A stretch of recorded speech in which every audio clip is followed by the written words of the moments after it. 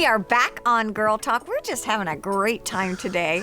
Guess who's here? Miss Natalie from Optimal Hearing. Yay! Hello. I always love it when she comes because I can take out my hearing aids and say, so what are you thinking? But it's really fun. We were talking today about the difference between guys and girls, men and women, Right. and hearing.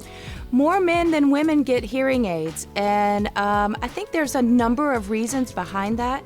I, of course, am somebody who would like to change that. Yeah. Let's get all our ladies fitted with hearing aids, because there's just so many different reasons I think that women hold back. Well, and you know what's funny? The second you said that men get hearing aids more than women, I think it's because we do this. Jeremy, you can't hear. Go get a hearing aid. Right. I think we tell them. Right. If I had could count the number of times that a man comes into my office with his wife dragging him by the ear, saying it is time to do something, and men don't put that kind of pressure on their wives, I don't think, the same way women do. Mm-hmm. But also, women have spent their entire lives taking care of everybody else, all their little chickens. And it's very hard for some women to invest in themselves. Do we become so accustomed to not hearing that we don't even recognize it?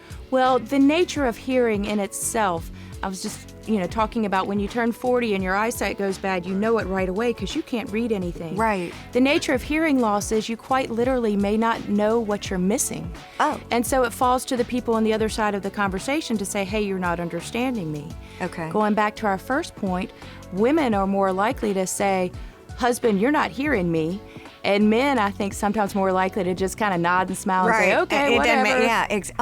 And that makes sense. Let me ask you, and maybe this is a silly question because, we're all wearing masks. Yes. Why can't I hear?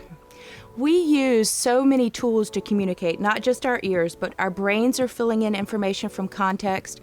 We use body language, moving our hands when we talk, and everybody can read lips. Sometimes some are better than others, sure, but our brain is reading their lips even when you're looking people in the eye. Okay. So when we put these masks on, it's taking away a good deal of information that a lot of people maybe who are trying to ignore the issue, okay, is forcing their hand. They can't get away with just reading lips anymore because they can't see them. Okay, that makes so much sense. Yeah. I've got just sort of a basic question. When should I begin to get my hearing tested? It's funny because my niece just had a brand new baby. And what's one of the first things they do? Test hearing. Mm-hmm. And then I don't really think about it again until I was 60. It's embarrassing, but I think we need to get in better habits of testing our hearing and checking in like we do our eyesight. Sure. I think in the long run that will eventually be what happens. But for now, even just as you start hitting middle age, it's time to start thinking about those things. Mm-hmm. Don't wait until you can't hear anything, because then the brain has gone a very long time missing a lot of important information and a lot of stimulus. Hearing is stimulus and fitness for the brain. And I know we've talked a little bit about how you got into this business because you've got a really fascinating background, but what can people expect from an appointment? I walk in to see Natalie for a hearing appointment. What's it going to look like? One of the most important things is just getting to know each other and getting a case history, finding out what your needs are, where your problems are, where you're struggling. That can give me a lot of information. And then we go into actually a formal hearing test. So that's and what a does that 5-part look test. like? Okay, yeah. We do beeps and tones, which is air conduction and bone conduction. So we're both testing hearing going through the outer ear to the inner ear, as well as tones and sounds being put straight to the inner ear through the mastoid bone. And then on top of that, there's speech testing, which is testing your brain's ability to process speech. That's a separate issue altogether. And what does that even mean? So when our auditory nerves send signals from our ears up to our brain processes speech. That's how we know and learn language. Okay. As we age, or sometimes with certain conditions, the brain can lose its ability to process speech. In very extreme cases, going many years with severe hearing loss can cause the brain to lose its ability to process speech, and then you can't get that back.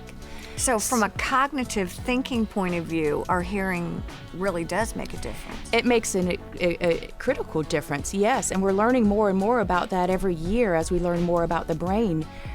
hearing is stimulus for the brain. And it wards off dementia and Alzheimer's. It's everything about spatial awareness and risk of falls. Yeah, I was going to say my balance. Balance. Is that absolutely. true, huh? When you're hearing out of both ears, you have a greater awareness of your surroundings, which affects your balance. Your balance is better if you're more stable in your environment, right? Mm-hmm. So, One of the things that I love about Natalie and optimal hearing, we've talked about this before, is I tell you, just to go in for a baseline discussion, you're very, very user-friendly. And I think, knowledge is power. The more I know, the less the stigma attaches to this whole process. we need to demystify hearing aids. We need to make people feel comfortable to go and find out where they stand. And education, learning is important, not just getting a result and saying, all right, good luck. You're the best. I tell you what, there's more to come on Girl Talk, but Natalie, thank you. Thank you. Stay with us.